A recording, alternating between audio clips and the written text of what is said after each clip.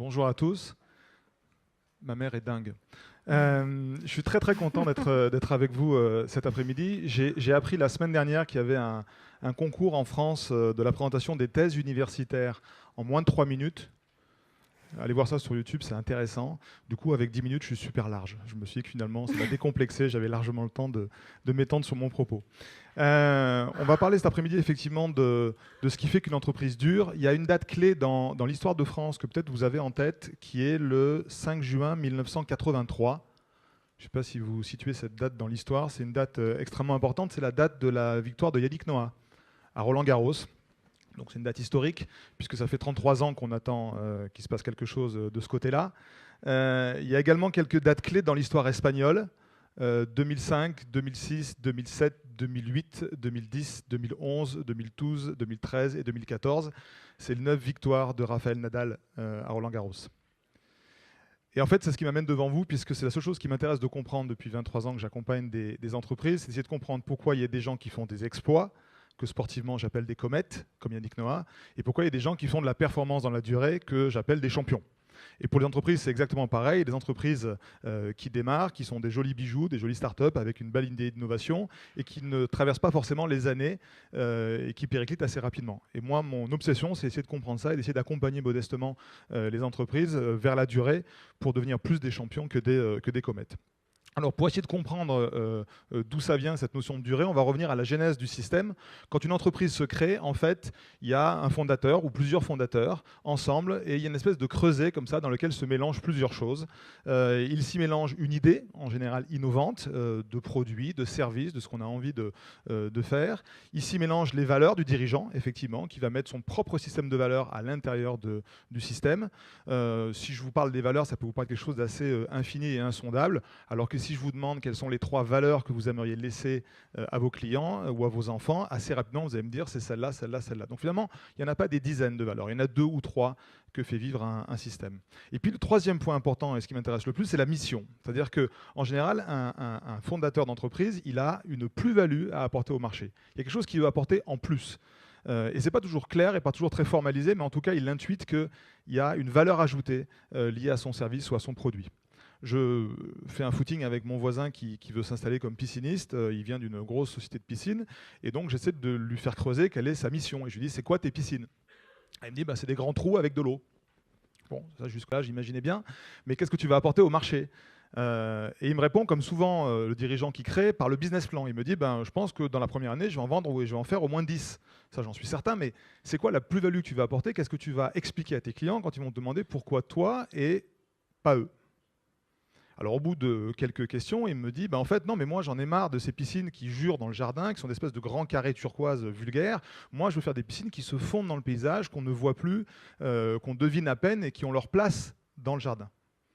Donc lui, sa mission, sa raison d'être, sa plus-value, c'est de faire des piscines qui se fondent dans le paysage. Il n'y a pas une piscine haut de gamme à Lyon qui se fait sans lui aujourd'hui. Quand Dominique Mandono crée Sephora, il crée Sephora pour faire une entreprise qui est différente. Il crée une entreprise où le beau gouverne. Il faut que tout ce qu'on fait soit beau et différent. C'est ça la plus-value qu'on va apporter. On veut un libre accès à tous les parfums. Donc on va mettre des touches à sentir de partout, on va mettre des flacons d'échantillons de partout, ce qui est extrêmement révolutionnaire à l'époque, et surtout on va laisser la cliente cheminer et choisir ses parfums par ordre alphabétique. C'est une totale révolution à l'époque de dire à Chanel vous serez à tel endroit et non pas là où vous voulez. Ça a même préexisté à des choix stratégiques de faire ça, parce qu'ils ont raisonné sur le magasin et puis ils se sont dit, tiens, ce qui serait super beau, si on veut faire beau et différent, si notre mission c'est d'apporter quelque chose de beau et différent, à ce moment-là, il faut qu'on fasse un magasin noir, parce que ça serait magnifique, parce que tous les produits ressortiraient sur fond noir. Et tout le monde dit, ouais, c'est génial, sauf celui qui s'occupe de l'entretien. Qui a dit, vous êtes gentil, c'est sûrement très beau, mais c'est pas nettoyable. Donc on oublie, c'est une belle idée, mais on ne fera pas noir. Et après X tergiversation, Dominique Mandono tranche et dit, si noir c'est beau, ça sera noir. Et c'est un des rares réseaux qui a une équipe de nettoyage qui nettoie tout le magasin, qui vide tous les matins pour tout remettre, pour que ce soit joli et esthétique. C'est Decathlon qui se crée en voulant rendre accessible au plus grand nombre les bienfaits et le plaisir du sport. Donc derrière toutes ces entreprises-là, ce n'est pas toujours formalisé au départ, mais il y a effectivement trace d'un ADN. La difficulté, ça va être que cet ADN perdure au-delà de la création. J'accompagne le Bon Coin, par exemple, depuis leur création. Le Bon Coin, ils étaient 15 il y a 2 ans, ils sont passés à 400, ils embauchent 100 personnes cette année. Ils ont une mission qui est de faciliter tous les échanges au quotidien. Vous voyez que la mission est extrêmement large et dépasse largement le côté marchand, puisqu'aujourd'hui, sur le site du Bon Coin, vous avez plein de spectacles qui sont référencés, de gens qui mettent le concours de belote. Enfin, il y a plein d'annonces qui dépassent largement le bien concret. Et la difficulté, c'est de faire vivre ça dans le temps. La difficulté, c'est de continuer à faire perdurer la mission et les valeurs avec l'effet de taille. Parce que quand on est dans une entreprise start-up à 10, 15 dans un garage, pour faire vivre les valeurs et la raison d'être, c'est facile. On les a tous sous la main, on peut recadrer les choses. Quand on est 400, ça devient extrêmement compliqué. Et les entreprises qui traversent le temps, l'observation montre qu'elles ne sont pas plus intelligentes, elles ne sont pas plus riches que les autres, elles sont juste plus cohérentes et plus alignées. Parce qu'en fait, vous avez entre ces 2 morceaux d'ADN, là, la suite de l'histoire qui va arriver. C'est-à-dire que En Chasse canalise dans l'ADN la vision, les différents projets de l'entreprise, et puis la stratégie qui définit le comment on y va. Et celles qui traversent des cycles, parce que vous savez qu'une entreprise, elle traverse des cycles, eh bien, elles gardent le cap constant sur ce pourquoi elles sont faites, et elles ne vont pas ailleurs, elles ne vont pas laisser éparpiller vers autre chose. On citait tout à l'heure LVMH, moi je travaille avec la maison Krug.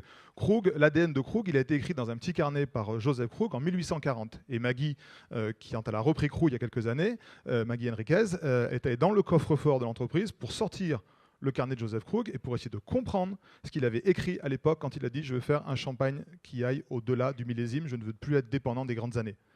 Et pour ceux qui connaissent la grande cuvée, c'est un champagne qui est largement au-delà du millésime. Mais pendant des années, ils avaient cru que c'était...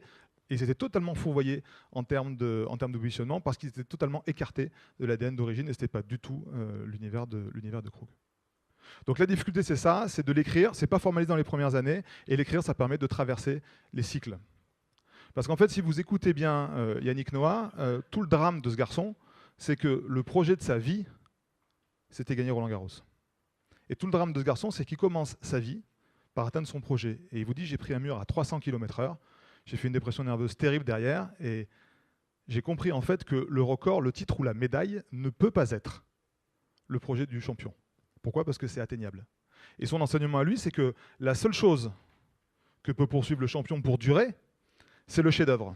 Le chef-d'œuvre, c'est Donovan Bailey à Los Angeles, qui devient l'homme le plus rapide en course de fond, en course de sprint, pardon, et à qui le journaliste dit « Bravo, vous êtes premier ». Il dit « Ouais, mais j'ai pas fait la course parfaite ». Et tous les sportifs qui durent et toutes les entreprises qui durent ne sont pas des entreprises qui font des coups, qui courent après tel ou tel placement ou tel chiffre d'affaires. Souvent, quand vous écoutez un patron et vous dites c'est quoi ton projet, il vous répond moi mon projet c'est ça, c'est plus 10. Mais plus 10 c'est pas un projet, c'est un budget, tu vas le faire. Ouh, j'ai arrêté le truc. Hop. Et donc la mission, courir après cette mission, ça permet d'enquiller les projets les uns à les autres. Et vous avez compris que plus on démarre tôt sur le suivant, moins on descend bas et moins ça va durer la chute. La mission, c'est ce qui permet de garder le cap. Et Noah nous le dit aussi pour un sportif, si le projet du sportif, c'est le chef-d'œuvre, à ce moment-là, les titres ne sont que des jalons sur son chemin. Je crois que Rafael Nadal n'a pas encore dit qu'il avait fait le match parfait, donc on a encore un petit peu de temps devant nous. Merci beaucoup.